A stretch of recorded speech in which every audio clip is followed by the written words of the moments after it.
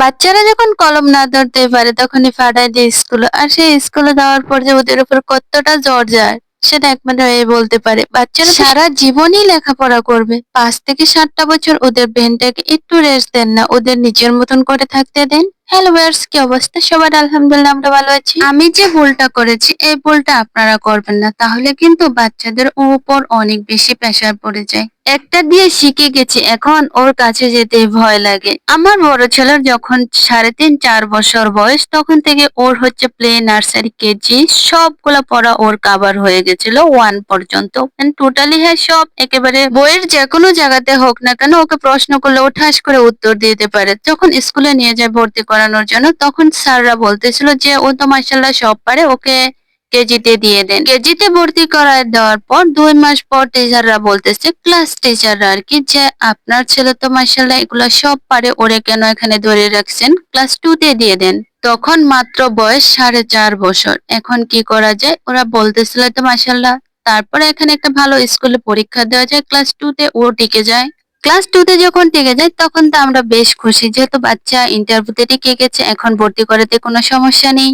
কিন্তু আমরা ভাবতে পারতাম না যে এটা বাচ্চার জন্য কতটা প্রেশার হচ্ছে। কারণ একটা বাচ্চা ৬ থেকে ৭ বছর শুধু ব্রেনটাকে রেস্টে রাখতে পারে। কারণ ওরা এই সময় খেলাধুলা করবে। জীবনের বাকি প্রতিটা সময় হচ্ছে ৫ থেকে ৭ বছরের পর থেকে যতটা জীবন সে বাঁচবে তার ব্রেনের উপর শুধু প্রেশারই পড়বে। কিন্তু আমরা মা-বাবারা বুঝি না যে মানুষ যা বলছে তাই ভেবে ওদেরকে ভর্তি করাই দিচ্ছি। কিন্তু ওদের ব্রেনে যে কতটা প্রেশার পড়ছে একমাত্র ওই বলতে পারবে। আগেরকার ছেলেমেয়েরা ৮-১০ বছরে স্কুলে যাইতো, তখন শিশু শ্রেণীতে যেয়ে ভর্তি হতো। আর এখনকার বাচ্চাদের বয়স যখন ৮, ৯, ১০ বছর হবে তখন তারা ক্লাস ৫ম শ্রেণীতে পড়বে। কিন্তু কি জানেন, আমার বাচ্চার সেমই হয়েছিল। ৯.৫ বছরে ৫ম শ্রেণীতে পরীক্ষা দিচ্ছিল।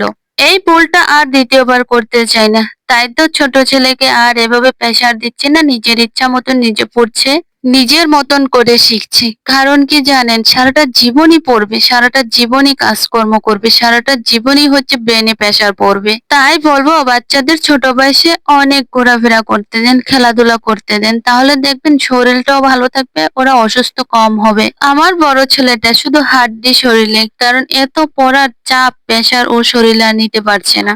বাচ্চাদেরকে নিজের মতন করে বাঁচতে দেন, দেখবে অনেক বেশি কিছু হবে তাদের মাধ্যমে। যে যা বলুক তাতে কান দেওয়ার কোনো দরকার নেই। দেখবেন যখন ৫ থেকে ৬ বছর ভেতর হয়ে যাবে তখন বাচ্চাদের স্কুলে ভর্তি করাই দিবেন। তাহলে দেখবেন বাচ্চারা অনেক কিছু শিখতে পারবে, খুব তাড়াতাড়ি ব্রেনে সবকিছু নিতে পারবে।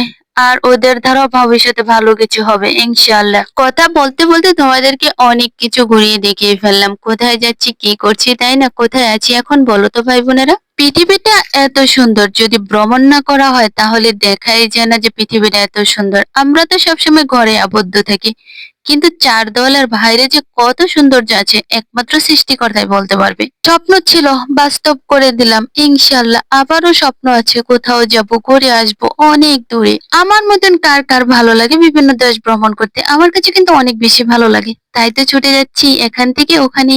ইনশাআল্লাহ আবারও চলে যাব কোথাও না কোথাও, যে ঘুরে আসবো সেই সুদূর আকাশ থেকে। তো ভিডিওটা কার কাছে কেমন লাগছে অবশ্যই জানাবা। ভালো লাগলে পাশে থাকবে। দেখা হবে নেক্সট ভিডিওতে। সে পর্যন্ত সবাই ভালো থাকো, সুস্থ থাকো, নিরাপদে থাকো। আমাদের জন্য দোয়া করবা। আল্লাহ হাফিজ।